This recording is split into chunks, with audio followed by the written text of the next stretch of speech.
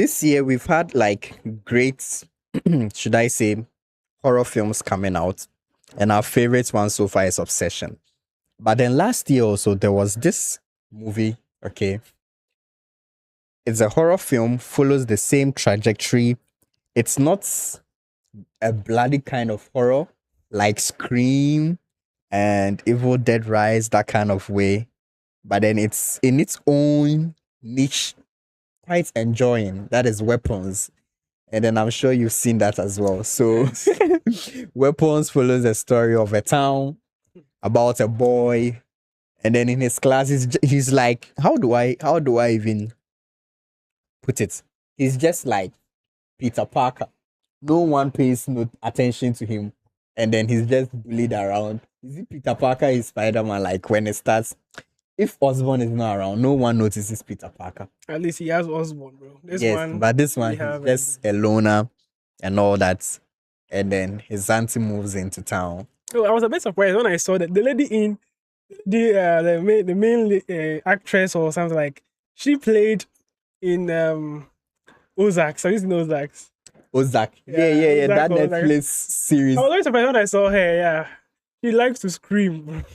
She does. And she's very good. So when I saw her, I was very excited to see her again, and the acting was very splendid. But then you really hyped the thing about it being scary, because the thing is that if you watch this in the morning or in the afternoon, you won't really be shaking. But then I watched it in the evening, and it was like I had to look back behind me once in a while, because they made the show to be scary. Yeah. Even though it's not scary, because of those sounds and how they made their camera, because they just put them on the... Yes, and how should I say, things happen. Yes. So imagine you are in a town, you go to school one day, okay, school closes, you come back home, and the very next day you go back to school, none of your classmates are in. It's just you in class.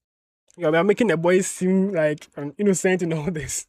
And then your teacher walks in and it's like, where is everybody else? Now, parents start complaining about their children going missing and all that. And then the teacher becomes the main suspect in the entire case, because, I mean, why is it that it's just your class? That's all the students are missing, and then it's just only one person left in the class and all that. They have meetings and all that. She's now the main, should I say, suspect of the entire investigation. But then not knowing the only boy left, okay, actually has a connection to all this. And then he's so scared to come out. I mean, what makes it so, should I say, interesting is the fact that his own parents are also under, should I call it, this same spell. Mm-hmm. What was the auntie actually trying to achieve? So like as she said, she wants to use them to be healthy.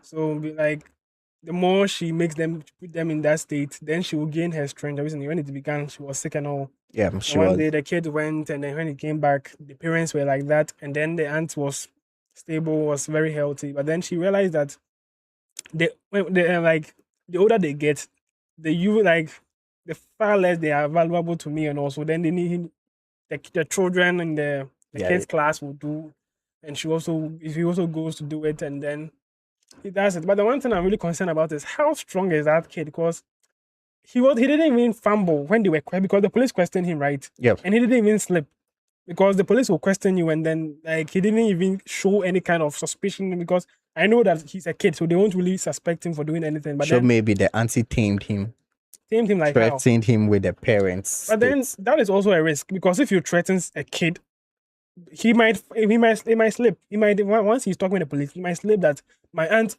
But then the attention goes to the aunt. But then from what we saw, he didn't really slip and make anyone get the attention to the aunt.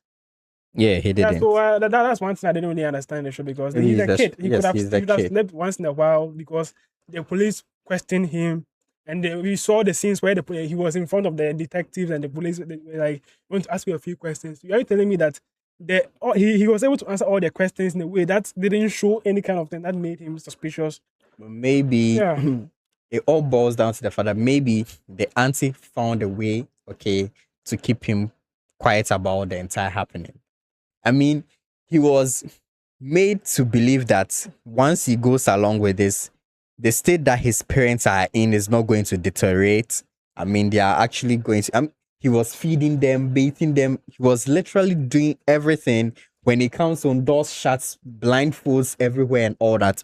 And funny enough, nobody, until that detective decided to go into the house. Nobody's mind came to the fact that this home was a very lively home. The parents were good people, bring their kids to school and all that. And all of a sudden, this mysterious thing happens. Until when it was getting to the latter parts of the movie where someone really made an attempt to go into the house. The lady and the concerned Yeah. guy. And you know, one of the most, should I say, wowing moments was when the guy who played um in Doctor Strange's friend in Avengers. Yes. When was it that he was, should I say, he was almost getting to, connect the dots surrounding the woman. And then fastly, the woman put him also under the spell. Do you remember that? Oh yeah, but I don't think it was he was just like the lady was, like interfering with he and his guys' boundaries and all. Because yes, it was very strange. He just came, just cutting his hand. It's very strange. The lady is just cutting her hand in front of your house, like your house. It's very strange. So I don't think she was really suspecting the lady for things because he hasn't really. Another thing, another flaw in the whole movie was what you said before, that how no one even thought of going inside it, because this is the house that should have been your main suspect, because first of all, he's the only one left. The only kid that didn't get kidnapped or anything. So yes, even though you went to, you already went there and they were prepared, like you would have gone there without even telling them in advance. And even if you went there and nothing was there, you should have placed like a cop or two, in front to keep an eye on the door, because there were things happening inside there, like the police coming, like they were opening the gate. It is very strange, and like it took some street guy to even go inside the house like nothing and all. And I was even concerned about how he was able to even get out.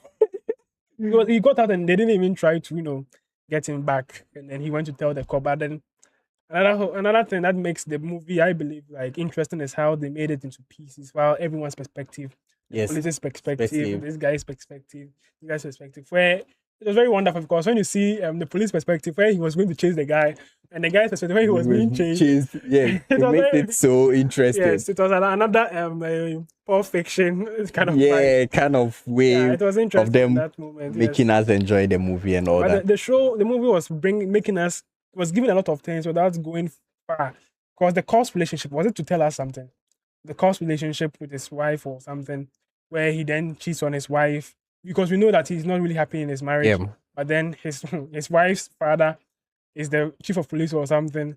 But then, so what was it trying to tell us? That because the movie was giving us a lot of information, but then it didn't really make that wasn't related to the actual story. I mean, yes, because, and also the guy too who was stealing about, he was also making a phone call, which also tells a lot about his personality, his situation. But then it didn't go anywhere. And the girl too, she was also very forceful, like she's hard girl. But then, and also when it ended, to realize that they were still in the same situation. But then it will get to some time before they go back to normal. Yeah, the movie it's meant to be scary, but then it's not really, really scary. But then if you watch it alone, 9 out of 9, then you have to be very careful, because the way they show some scenes, they want you to be scared. They want you to be scared. But it isn't. It isn't, yes. But then it's good. I mean, it's a good movie. I mean, it's giving that kind of horror story vibes that doesn't follow the norm we know. Yeah. Just like we witnessed in Obsession. Like, you don't always have to see the man in the mask chasing you with a knife, like the demons raised from hell, like drag me to hell and all that kind of vibes. Yeah. But then we are given another depiction of something we can call, should I say, horror. Just like we've seen in Obsession, we've seen in Get Out and all that. Yeah. And it's good. So Weapons is out there, and then you guys can check it out for yourself.